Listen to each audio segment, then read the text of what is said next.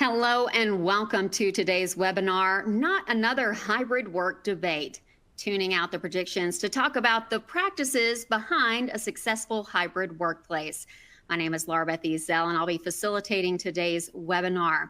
We'll begin with a few housekeeping notes. Please feel free to submit questions throughout the webinar using the Q&A widget at the bottom of your screen.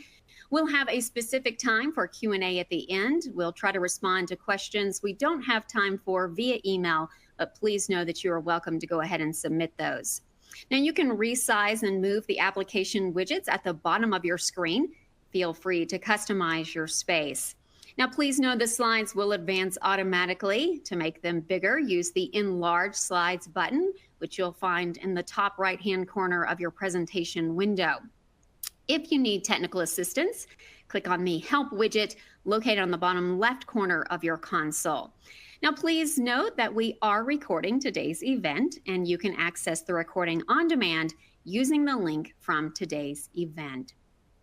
Well, now that we've wrapped up our housekeeping items, I'd like to take a moment to introduce our panelists. Our first panelist today is Jenny Mobius. Jenny is an SVP at Skedda, and she will be hosting this webinar. Now, Jenny is a go-to market leader and startup advisor and angel investor in the greater Boston area, where she has a track record of building powerful brands and categories, generating demand for both sales and product-led orgs, and creating energizing, mission-driven cultures of belonging in the B2B tech space. So thank you, Jenny, for being here today. Our next panelist is Janet Pogue McLaurin. Now, Janet brings more than 40 years of experience in workplace strategy, research, and design. She currently serves as Principal and Global Director of Workplace Research at Gensler. Then we have Andrew Hatton joins us all the way from London as our third panelist. Andrew is the Resource and Technology Director at Greenpeace UK. Before he began his 14-year tenure at Greenpeace, he worked on the technology front at Oxfam. Our final panelist is Rob Sadow. Rob is the CEO and co-founder of Scoop, the creator of the Flex Index, a database of more than 8,000 companies' in-office requirements.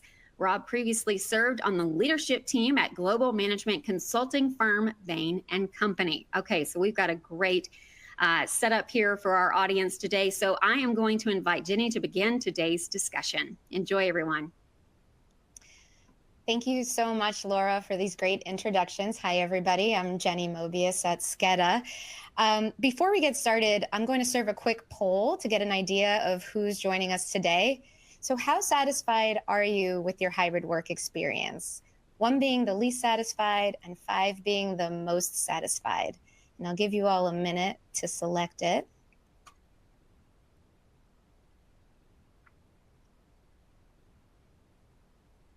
Okay, thank you, everybody. Before we get started, I want to tell you a little bit about what we plan to discuss today. So this is not another hybrid work debate. We believe that the debate has been settled, and we're here to tell you more about best practices on how to get it right for your organization. What I hope is that you walk away today with at least 3 practical ways to build a successful hybrid workplace by hearing from our experts to increase your employee experience, which will also lead to business results. So to cut through the noise, I want to ask Rob to walk us through some of the data and trends going on in work arrangements right now. The Flex Index is chock full of data and research so that you can make the best decision for your org. So it makes sense for Rob to kick us off here.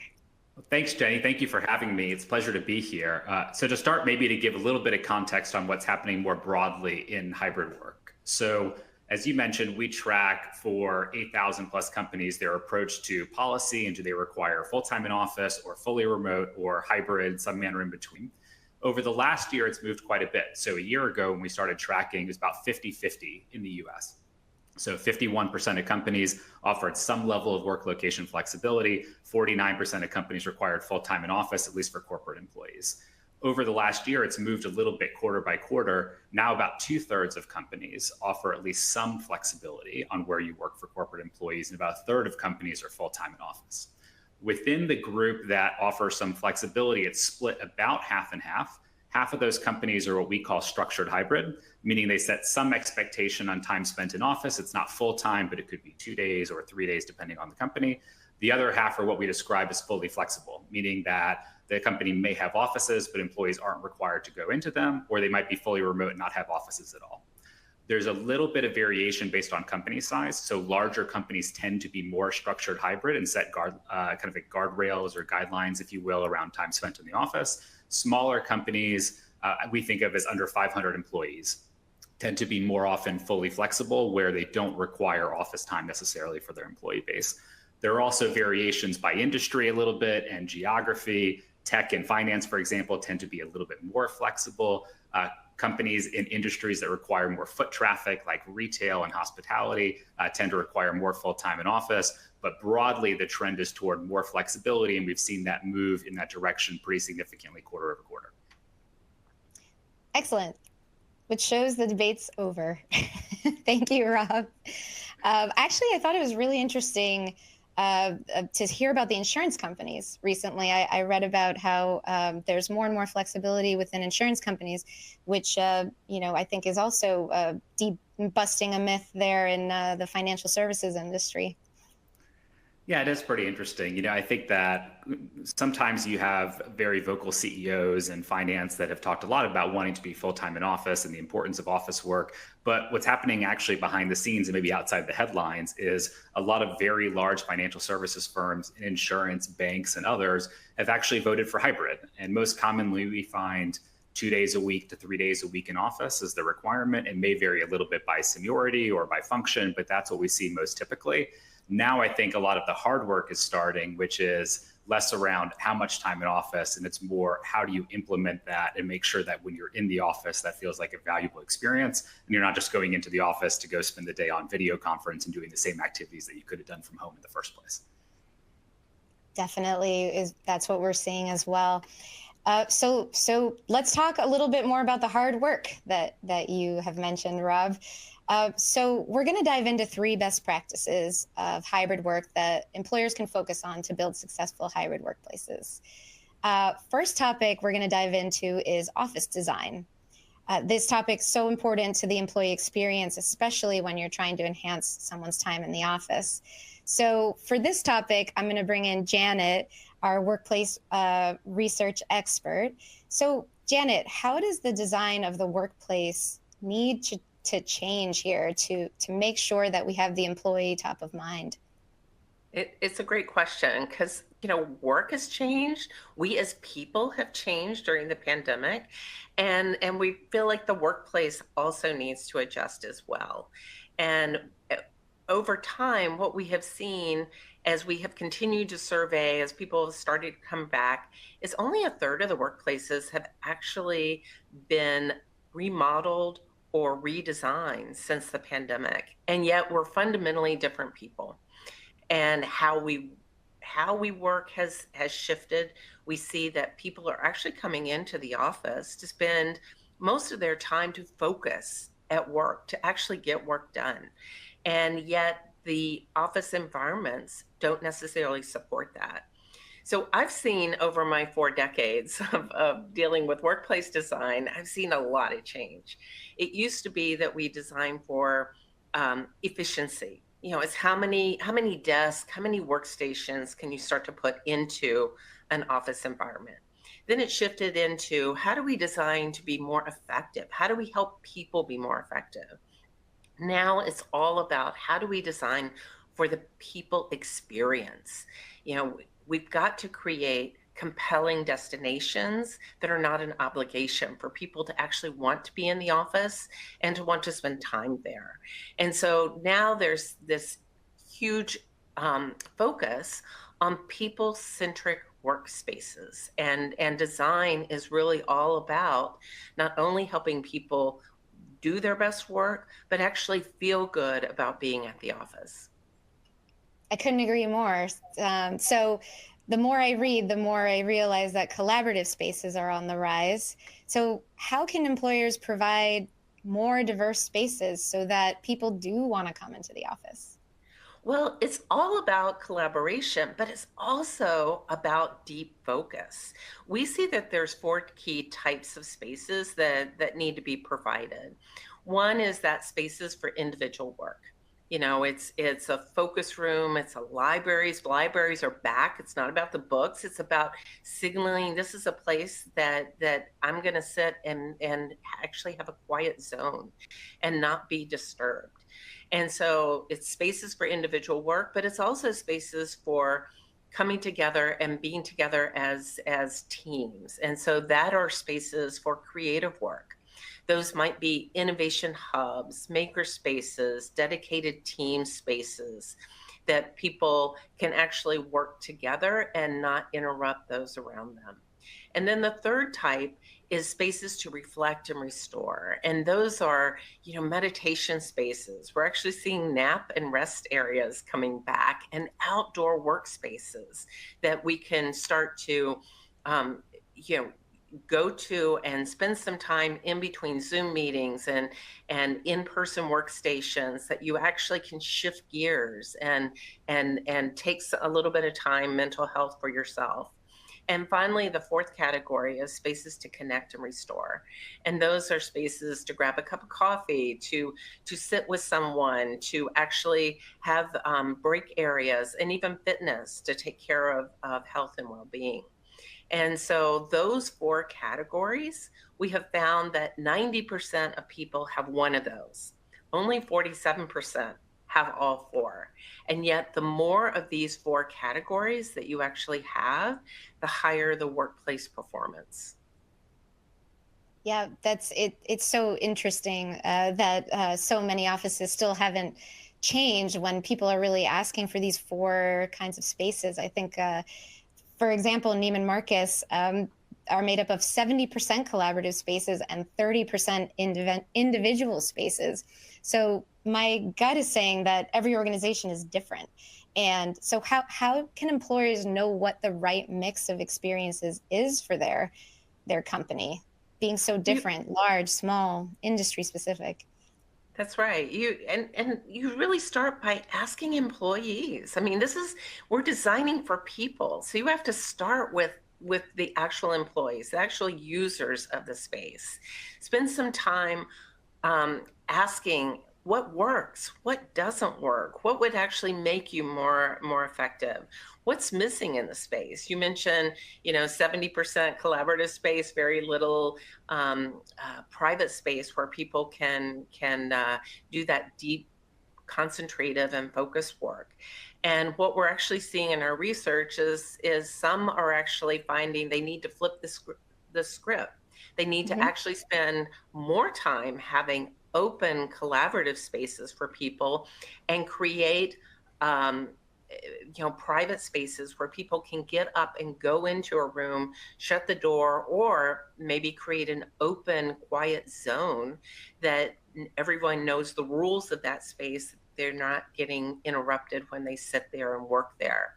So there's opportunities to think about how do we build this diversity of spaces that are really more around policy, around maybe introducing a few new space types by experimenting and piloting. Maybe it's not a wholesale change.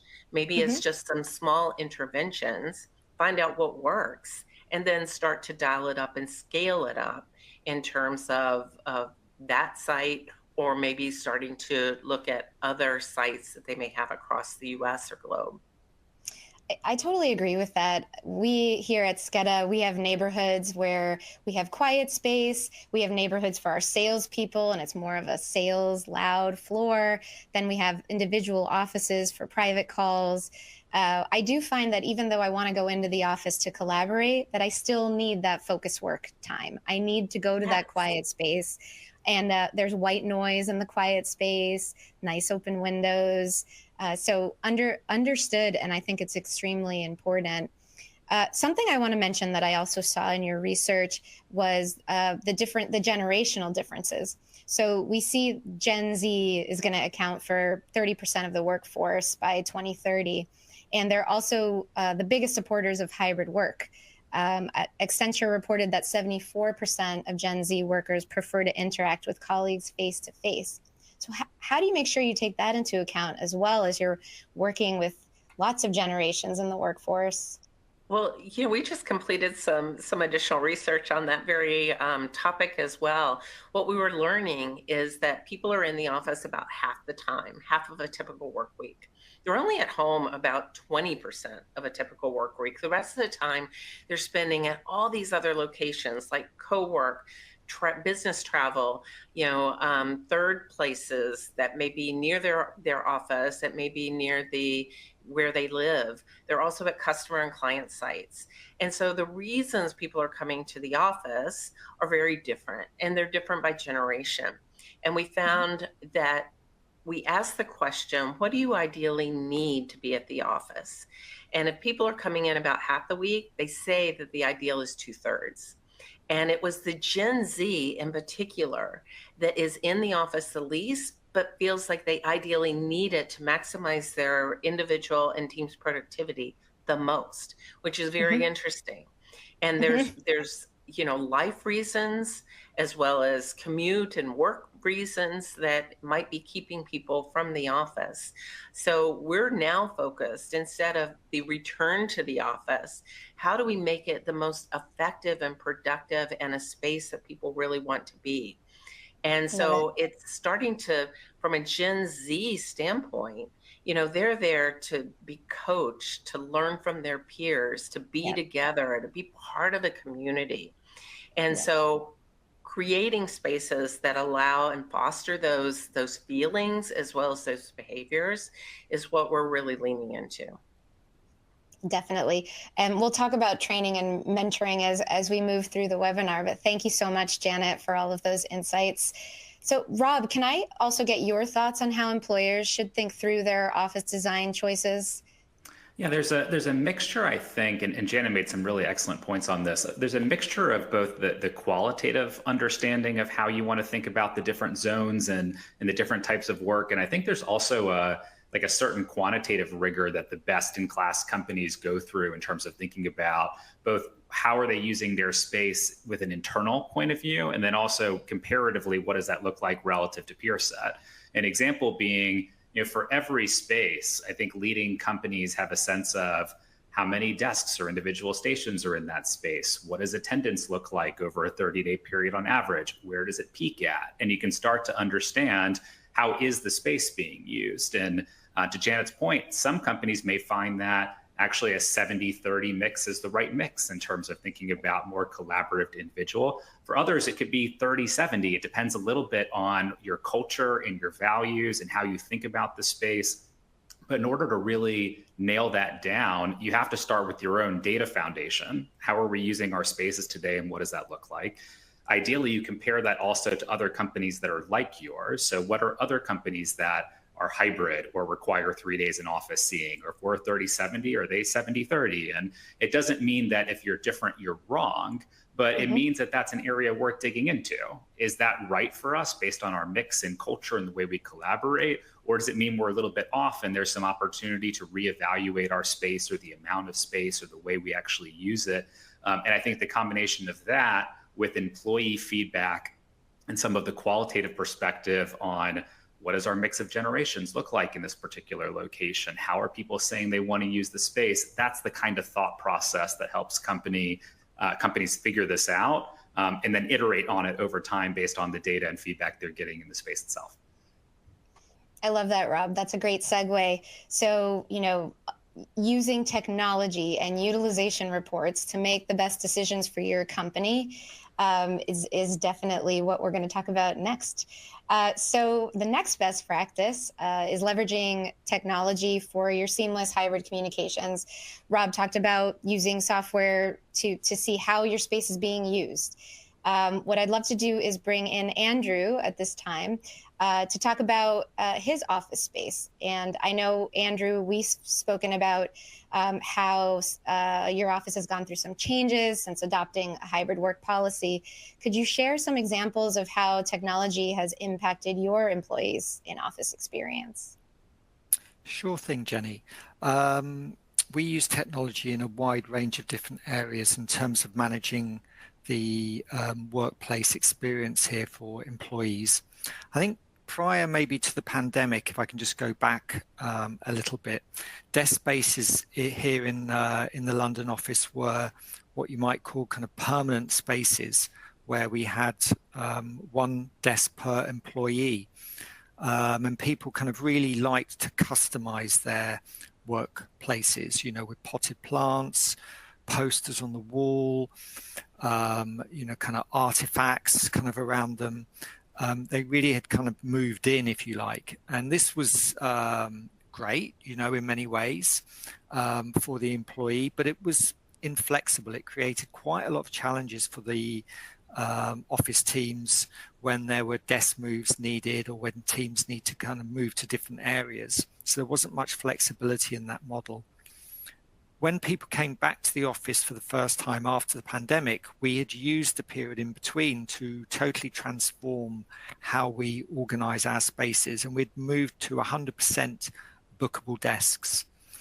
And some people, really took to that, found it very much kind of suited to their way of working.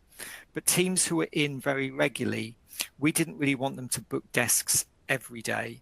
So instead, what we've done is kind of come up with a hybrid to the hybrid, if you like. So we have what we call team spaces. So people can choose to be in with their team, but they can choose to sit at a different desk, but within a kind of team zone. We haven't, though, gone back to the model of lots of customization, because people kind of understand now that the way we're using our office space and our desk space is different. They kind of need to travel lightly, with a lighter footprint than they had in the past. But people who aren't in the office every day are still very happy to book, and using tools like Skedda, it's really easy for them to do that straight off their laptop or the mobile app. We've also kind of listened and learned in terms of how people are using the spaces. So we've kind of done small changes, like we've extended the booking window more recently, so they can now book, a kind of month or so ahead. So I'd say it's been very much a learning journey together with the users on what works and what doesn't. And I think, that's really a good point to stress, that for us, this does feel like a journey, and that we're going to need to continue to evolve together with our internal stakeholders.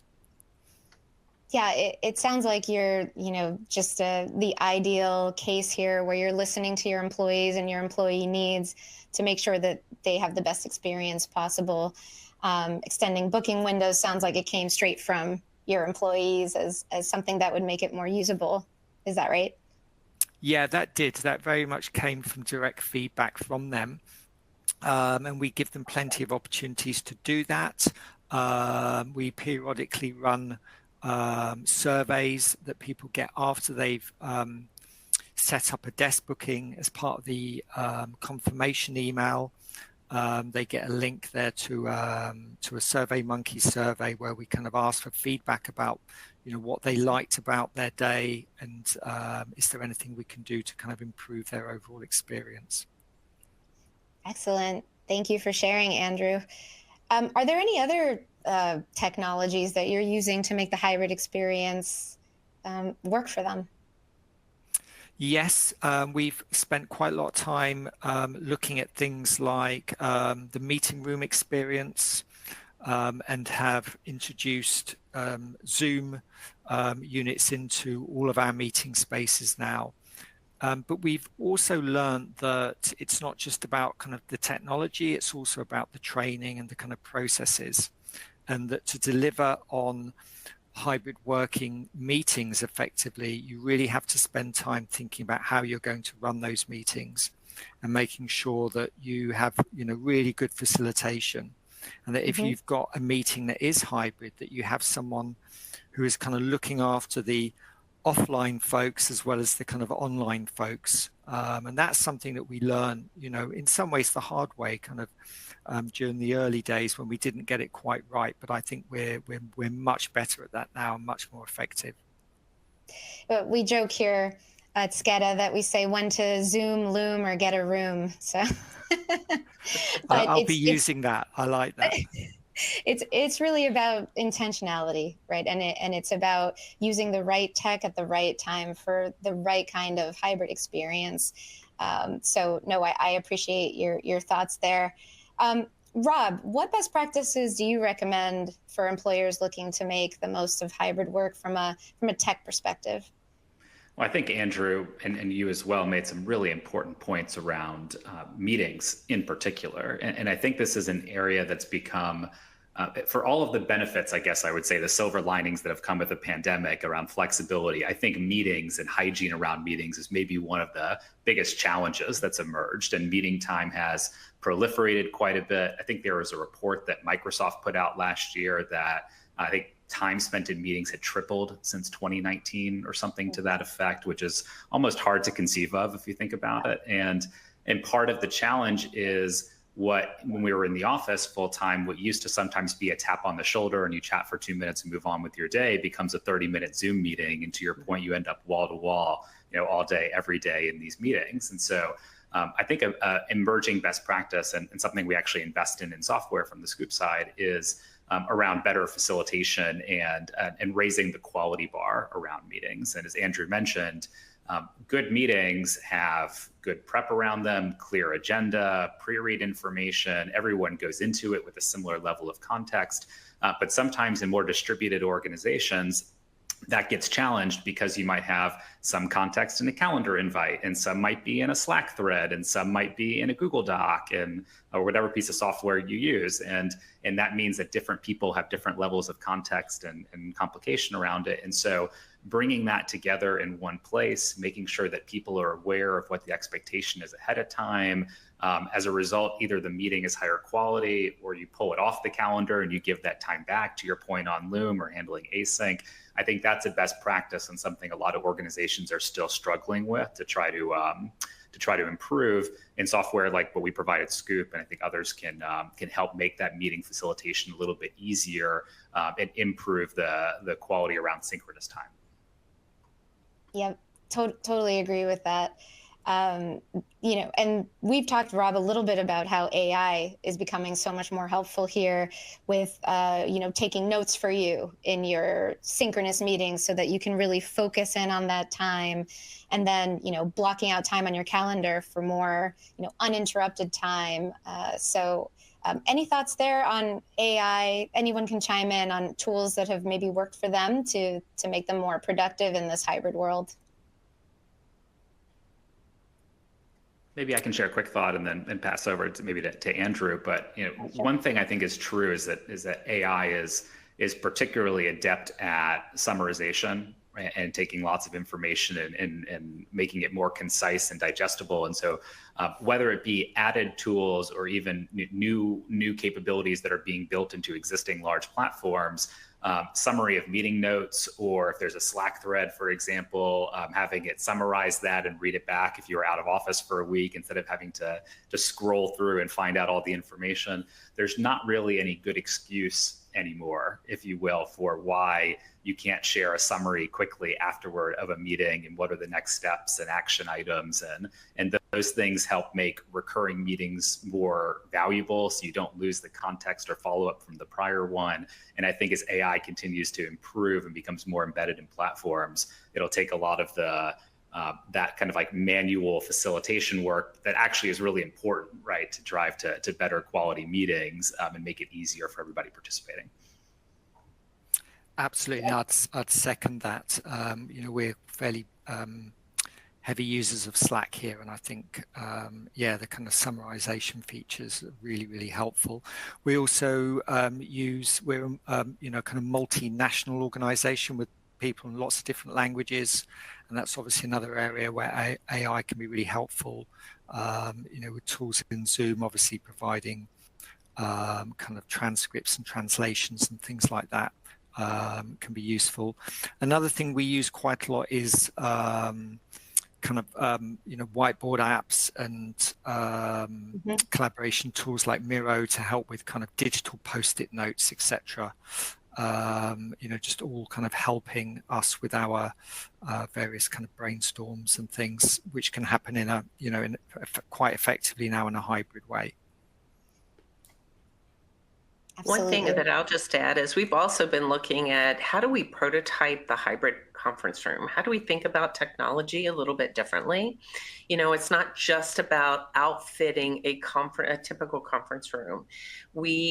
Different meetings require different types of spaces, and they actually require different types of technologies.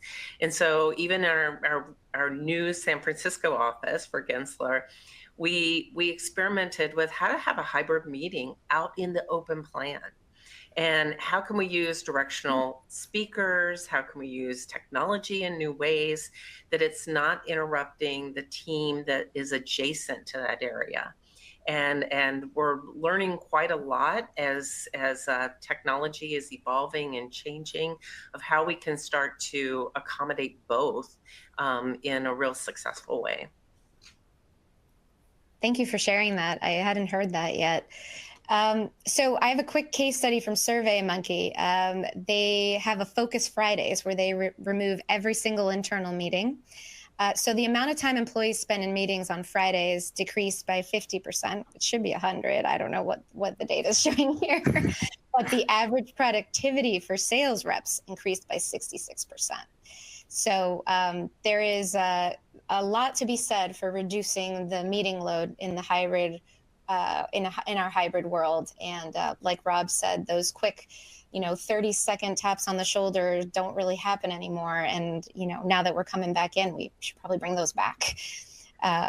So speaking of which, it's a good segue into our next best practice, which is about team culture and collaboration. So Rob, I'll tap you for first here. Can you speak to how organizations should go about setting their hybrid work policies in the first place, and how that does play into team culture? Sure. I think that one of the issues, maybe I'll start with why I think this has been challenging for a lot of organizations, and as a result, kind of like, how do you do this better? I think what has happened in a number of organizations, not necessarily with bad intent, is an executive will kind of come down from the mountaintop with a tablet and be like, here is the policy, go forth, right? And the organization is just supposed to wake up the next day and be operating hybrid, and so it goes. But in reality, hybrid work is an operating system, and it has to link all the way from your vision and strategy to how do you think about your values and what it means to operate in that capacity, and enabling technology, all the different things that we've talked about. You have to get that right in order for hybrid work to work. And so if you treat it just as a policy, I think that's where a lot of companies run into trouble. So the organizations, I think, that have done this best do it both very thoughtfully on the front end and then iteratively over time, and start with, what is our vision for how work gets done at this company? What does our executive team think? What do our employees think? Let's survey them and engage them on it. And then say, okay, based on how we like to work, the office is for these purposes. We want to get together to be able to do these kinds of things. When we're remote, we want to be able to do these types of activities. That then informs, well, how much time should we be spending in an office based on what activities we want to do there and for what purpose? So it's very intentional on the front end around it, and then mixed, as I described before, with data around, well, how are we using our spaces, and how are other companies like us using their spaces, and thinking about policy, so we have some sense of how we fit into the broader ecosystem. From there, I think the companies that do this really well don't say we have the answer. They say we have a hypothesis on what's going to work well for us, and so we're going to roll that out, but we're going to find out. And a great example of this, maybe to give a specific company example, is I spoke with the person at Allstate, Lauren DeYoung, who runs this for Allstate broadly. And she said they survey often and they experiment often. And they try, as Janet mentioned earlier, they try to set up little spaces, and they'll test something out based on what they've learned, and then figure out what's wrong, and then they'll evolve it again. But you create this culture where everyone understands, we're not perfect at this. We're going to get better quarter by quarter. We're going to do that with your feedback. And therefore, team members feel like they're part of the solution, not that someone's coming down and telling them the answer. And it's that type of culture that I think starts to allow you to get this right and continue to improve as you learn more. Definitely. Thanks for the example. I have the Allstate actually example in my head. I was going to bring it up. So great. It didn't mean to steal from you. No, you're good. You're good. So, we're basically talking about here about having team level agreements, right? Engaging the teams in deciding what's best for them so that they actually want to come to work or stay home when they want to stay home. Andrew, once the agreement is set, I know you've spent a fair amount of time thinking about the next step, which you described as training. So how has your organization approached this kind of training? Yeah, really good question. And I would agree, that I think there isn't really a one size fits all kind of here. So when we kind of came back to the office after the pandemic, we spent quite a bit of time thinking about this kind of organizational design and came up with something we call the hybrid working hub, which is a kind of internal website where we pull together all of the different materials, training guides, how-tos, links off to tools that are involved with hybrid working. So that's, information about being in the office, access to resources about working at home, including information about the small stipend for staff to make sure that their home office is properly kind of set up. We also realized we did need, whilst we were going to allow teams quite a lot of flexibility to decide amongst themselves how to do things, we did need to provide some kind of guidance and policy areas in some ways. And this had been guided by experience and kind of feedback. And we kind of started by working out which kind of meetings work more easily as hybrid. So often regular team meetings, progress checks, updates, maybe simple kind of planning meetings, information presentations, and then those kind of meetings which need really to happen in person or better happening in person. So that's kind of development and coaching, complicated or sensitive conversations, or longer meetings, kind of anything over a couple of hours. We feel people get really, your kind of energy drains when you're kind of doing those kind of things virtually, and it's hard to kind of keep the energy going. So we applied these policies, and we kind of have had to go back and change it because, as I said at the beginning, this is a kind of journey as we kind of work through this together with staff. But I would say broadly that's been pretty successful. So that aligned with some of the work on the technology side around making sure that we've got the tools right, that we've trained staff where we can, that we've trained facilitators, that we've actually done pretty well, I think. And we're kind of at a place now where it feels like we're, towards the upper end of the maturity curve at the moment, recognizing that it is constantly going to change. Yeah, I think a theme that keeps coming up is you can't just set it and forget it. It takes a lot of intentionality to make this work. The idea of training is a huge part of hybrid success. One really interesting stat I came across was that remote workers were promoted 31% less frequently than people who worked sometime in the office, and that comes from Live Data Technologies. Rob, you've said hybrid work is harder than full-time in office work, and it requires better managers. And I think that stat about remote people and promotions really highlights that. How can organizations go about better training managers? And anybody here can answer. I think it's a complicated question. And I think first is to just recognize and empathize with the role of the manager, especially the middle manager today. If you think about the expectation for a manager, they have policy point of view often coming from their executive. They've got feedback coming upward from their team members and what they like or don't like about that experience. In reality, they just want to get their work done and make their team successful, but they're kind of pushed between both sides here and don't really want to be the enforcers of policy around, was my employee there the right amount of time relative to my company expectation. And so that role has gotten harder purely from a hybrid policy perspective. And then on top of that, managers used to be able to use walking around and seeing someone, that sometimes gets referred to as managing by walking around, right? As a crutch. And you get some comfort from the fact that, I'm at my laptop and as a result, somebody else believes that I'm working, when in reality, I've had days in the office that have been incredibly productive and days in the office where I sit there and I've done nothing, and so all of a sudden you pull that crutch away and the manager then has to look and say, okay, well, how do we define whether or not someone's being successful? And that means they have to be thoughtful around, what does success actually mean? What are the metrics we care about? How do I develop people and lead them on this journey to deliver the things that we're supposed to deliver as an organization? And while I think some folks may say, okay, well, that's relatively basic, at the other hand, a lot of folks just never really had to do that. And they clock in the hours and that's what their team does. And that's the way they've operated in the past. And so there's a need for companies to recognize that the manager's skill set has not really traditionally been built around taking in different inputs on when people want to be working and how they collaborate and get together. And companies need to train and support on that, both in terms of emerging best practices and creating forums internally for managers to be able to ask other managers what's working and not working and get support that way. And then they also have to help train managers on what it means to lead a team to an outcome. How do you actually think about setting a goal, having one-on-ones to talk about what's working and what's not working? How do you have more personal conversations when you're not together in the room physically, which is makes it a little bit easier to kind of build that rapport, but you have to figure out how to reproduce some of that when you're not in person together. And so it's a new skill set.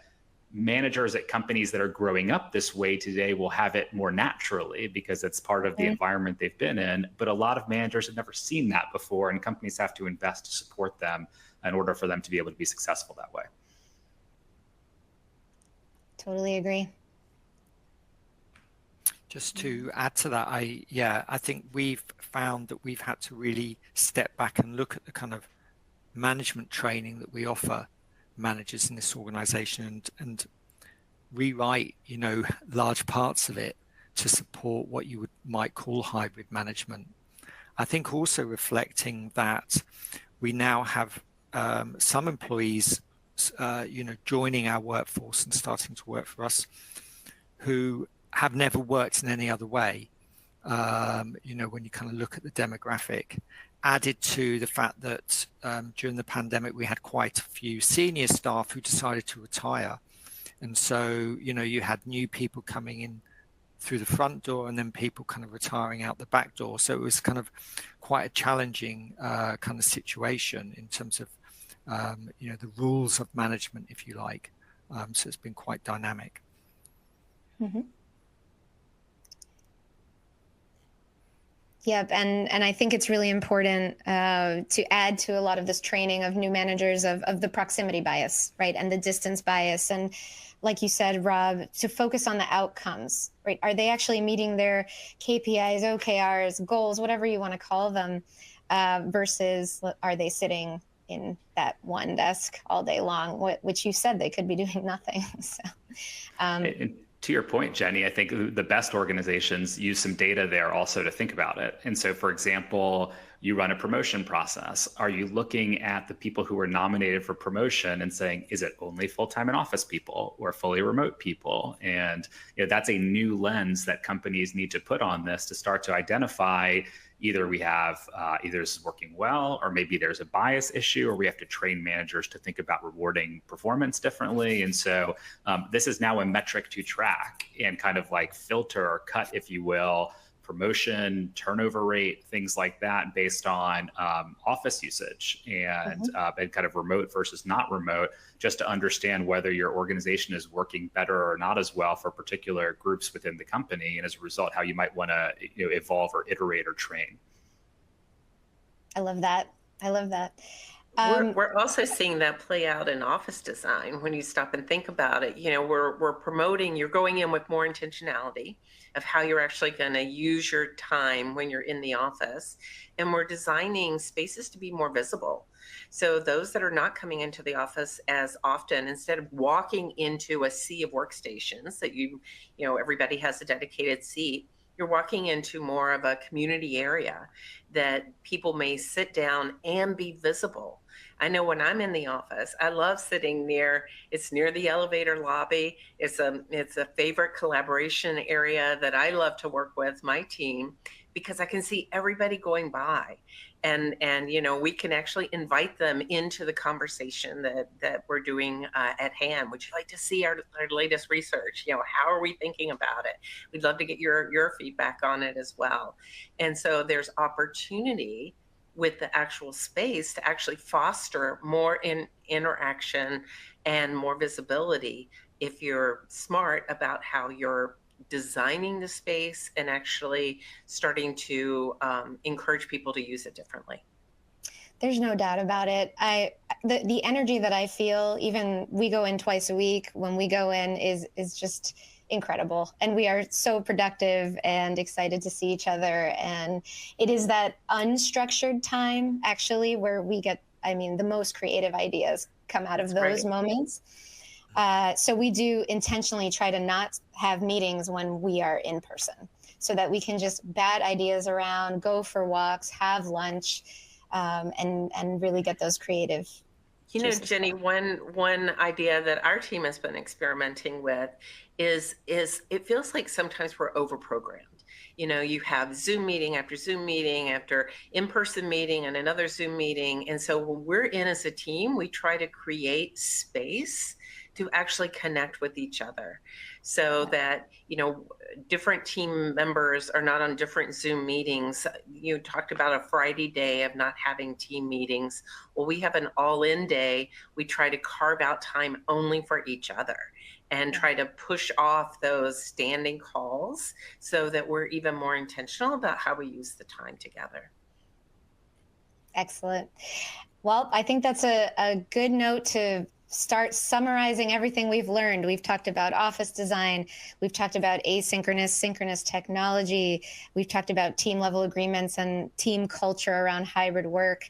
So I want to ask each of you, if our listeners are, have one takeaway from each of you on how to have long-term success, what would that be?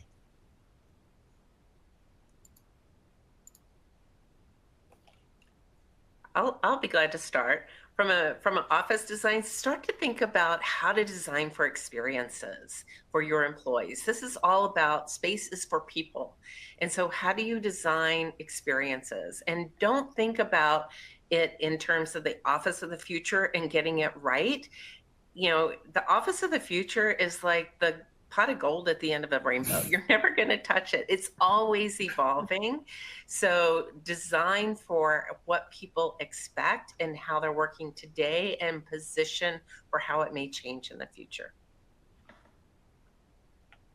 I can go next. Yeah, I would definitely second that. And I think, having an open ear, kind of being willing to kind of listen to, feedback, and sometimes what might seem like, eccentric ideas. But also, I think establishing a few ground rules and being clear around what is up for, change and negotiation. So there's some kind of parameters set. I love both those points. And maybe what I would share is, if this is an emotional topic for a lot of people, they feel quite strongly about it. Executives, individual contributors, people talk about this with a lot of feeling. And sometimes the best way to cut through that is just by using good data and complementing some of the discussion that's been here with how do you think about the right quantitative work. And there's a lot of data available to you via survey of your employees, by looking at your office space and how it's being used. For example, Flex Index, we offer benchmark data so you can compare your own company's usage of offices and policy to peers.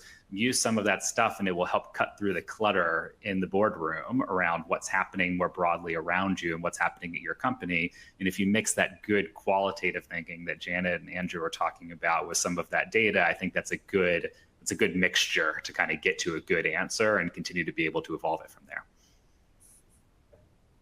Excellent. I love it. Thank you. Thanks, all three. We have a few minutes here for some Q&A, so I'm going to go ahead and drop in, see what we've got. All right. First question. We're interested in using bookable desks, but we're nervous people won't adapt well to that idea. How do you get people to use the system, and how do you position it when people value their personal spaces? And I'll pass this first one off to Andrew, who's had such success. Yes. Firstly, I would say, choose a user-friendly bookable desk system, because some are more user-friendly than others. I think then it's about, just think a little bit about the training and kind of rollout plan for that. And there's some, really nice ways you can kind of do this in terms of drop-in sessions, lunch and learn, incentivize people to come and find out about how to kind of use it, and make sure that you've made that material available in the way that suits that person's preferences. I think in terms of the customization, I found actually that if you like, my fear and my team's fear of kind of having those conversations was greater than the reality, that actually once we kind of explained like why we had to address this and make sure that the office space needed to be flexible, so that other people could come in and use the desks, that we couldn't anymore have a kind of one-to-one staff to desk basis, people really understood that. And that then they could see some of the other benefits when we started to build more communal areas in those areas where we used to have desks, one people over, and then they could join the dots on the thinking and see the overall design. Yeah. What we've found is make it as easy as you can, and make it as easy as you can to see who's coming in. When people know that their friends are coming in or their teams are coming in, they're much more likely to go ahead and book that desk. CBRE found that nearly 60% of employees go into the office for connection. And I know that differs for everybody, as Janet mentioned, but we also find that chat apps really work. So Slack, Teams, whichever one you use, if you see, so-and-so booked a desk, we see all of a sudden that everybody starts booking their desks, right? Nice.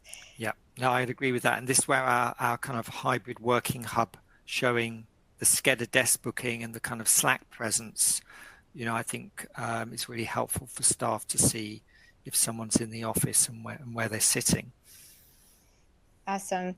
So I do think we're running out of time. So if you did put in a question, we'll be sure to answer it via email for you. And I just want to end on, if you enjoyed this webinar, everything that you heard here, you can find in a new thought leadership report that Skedda is coming out with, and is actually available for you now. It's not another hybrid work debate. It has all the data, research, insights from these thought leaders and others. So if you're interested in having this all in one place, including all of the ROI stats that I mentioned throughout, please download the report and read it. And with that, I will pass it back to our facilitator, Laura.